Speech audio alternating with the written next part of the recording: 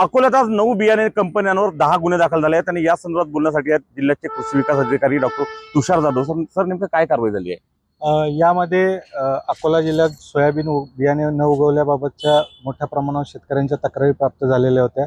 त्या अंतर्गत आपण बियाणे कायदा 1966 आणि बियाणे अधिनियम 1968 अंतर्गत कारवाई केलेली आहे.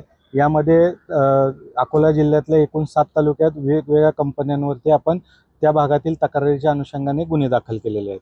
सर नेमकं कंपन्या कोणत्या कोणत्या आहेत? यामध्ये Oswal seeds, vigor seeds, assure seeds, त्यानंतर green gold, Daftari, Ankur seeds, Bafna आणि ईगल सीड्स अशा या कंपन्यांचा समावेश आहे. आधीच्या 2 आहेत. आणि यापूर्वी आपण रवी सीड्स आणि बूस्टर प्लांट जेनेटिक्स या 2 कंपन्या अशा आतापर्यंत एकूण 11 कंपन्यांवरती आपण फौजदारी गुन्हे दाखल केलेले आहेत.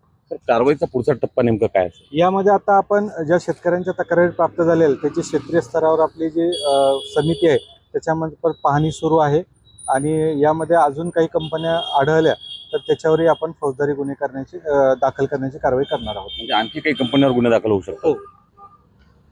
निश्चितच या संपूर्ण प्रकरणावर एबीपी माझानं वारंवार आवाज उठवला होता आणि यानंतर मोठ्या प्रमाणात कृषी विभागानं कारवाई करत या कंपन्यांवर गुन्हे दाखल केले आहेत आणि यापुढे अशा प्रकारचा कोणताही प्रश्न शेतकऱ्यांच्या संदर्भात उद्भवणार नाही याची काळजी आता कृषी विभाग घेत असल्याचं हे चित्र आहे.